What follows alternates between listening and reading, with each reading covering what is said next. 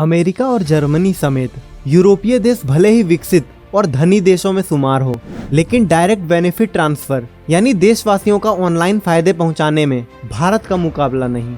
The economist की एक report बताती है कि जर्मनी के लोगों के खाते में सीधे पैसे ट्रांसफर कराने का कोई ठोस इंतजाम नहीं है। जर्मनी बैंक एक दिन में महज 1 लाख लोगों को ही सीधे उनके खाते में पैसा भेज सकते हैं। वहाँ के बैंकों में खातों को पैन से लिंक कराने में 1.5 साल लग सकता है। भारत को देखें तो वित्त वर्ष 2021-22 में रोज 90 लाख लोगों के खातों तक सरकार ने सीधे पैसे पहुंचाया। इस डीबीटी ट्रांसफर में अमेरिका भी भारत से पीछे है। तो दोस्तों, स्वागत है आप सभी का हमारे चैनल मिस्टीरियस थिंग्स में। अगर आपने अभी तक हमारे चैनल को सब्सक्राइब नहीं किया है तो पहले चैनल को सब्सक्राइब करें। और आइए जानते हैं कि आखिर यूपीआई होता क्या है। यूपीआई का मतलब यूनिफाइड पेमेंट इंटरफेस है। यह एक तुरंत भुगतान प्रणाली है जो आपको एक पक्ष के खाते से दूसरे पक्ष के खाते में धन ट्रांसफर करने में मदद करती है। NPCI यानी national payment corporation of India नामक एक RBI विनियमित इकाई ने IMPS के बुनियादी ढांचे पर यूपीआई विकसित किया है। भारत में यूपीआई बड़ी सफलता बना है। समाज को आगे बढ़ाने और दैनंदिन व्यवहार को बेहतर बनाने के लिए लेन देन के लिए नकदी पर कम निर्भर है। भारत डिजिटल पेमेंट सिस्टम में जिस तेजी से आगे बढ़ रहा है उसके मुकाबले विकसित देश बहुत पीछे दिख रहे हैं। कोरोना महामारी में भारत के मजबूत डिजिटल सिस्टम ने बिना किसी खामी के भारतीय लाभार्थियों तक सही तरीके से और तेजी से मदद पहुंचाने में अहम भूमिका निभाई है। भारत में रोज औसतन 28.4 करोड़ डिजिटल लेन देन होते हैं। यह दुनिया भर में सबसे ज्यादा है। साल 2021 के आंकड़े बताते हैं global real time online transaction में अकेले भारत की हिस्सेदारी 40% है और 2021 में भारत ने 48.6 अरब रियल टाइम ऑनलाइन ट्रांजैक्शन किए, जो चीन से 2.6 गुना ज्यादा थे।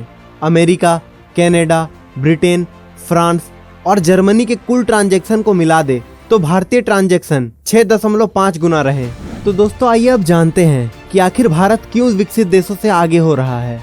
दरअसल भारत में मोबाइल फोन, पहचान पत्र और बैंक अकाउंट की लिंकिंग से देशवासियों के खाते तक सीधे पैसा ट्रांसफर करना आसान हो गया है। पीएम किसान सम्मान निधि योजना को ही देखें तो बस एक क्लिक में 9.5 करोड़ लाभार्थियों में से प्रत्येक के खाते में 6,000 रुपए की मदद पहुंच जाती है। एक महीने पहले इस योजना से 1900 करोड़ रुपए किसानों के बीच पल भर में बांट दिए गए।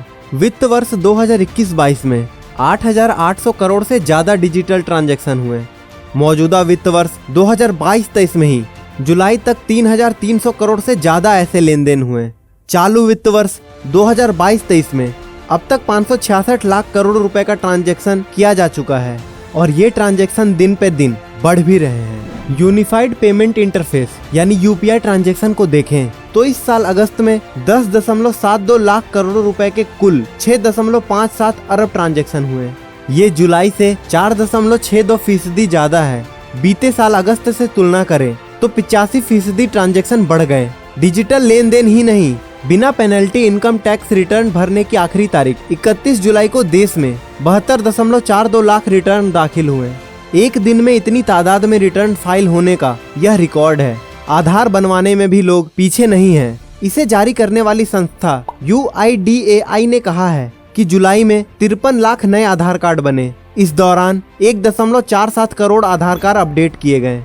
भारत सरकार ने कोविड टीका लगवाने वालों के लिए कोविन प्लेटफॉर्म बनाया। इसमें टीके का सेंटर, तारीख और समय चुनने की ऑनलाइन व्यवस्था की गई। आज देश में 100 करोड़ से ज्यादा डोज बिना किसी परेशानी के लग चुकी है, जो डिजिटल इंडिया की सफलता का परिचायक है। इसका लोहा दुनिया ने भी माना। वैक्सीन लगवाने वालों को डिजिटल सर्टिफिकेट देने का इंतजाम किया गया। विदेश यात्रा के लिए यह कोविड टीके का एक ऐसा सबूत बना जिसकी कहीं से भी पुष्टि की जा सकती है। जन धन खातों, बढ़ते ई-कॉमर्स, ई-एजुकेशन, ई-मनोरंजन, वर्क फ्रॉम होम, इंटरनेट के यूजर की लगातार बढ़ती संख्या भारत में डिजिटल होती जनसंख्या का उदाहरण है।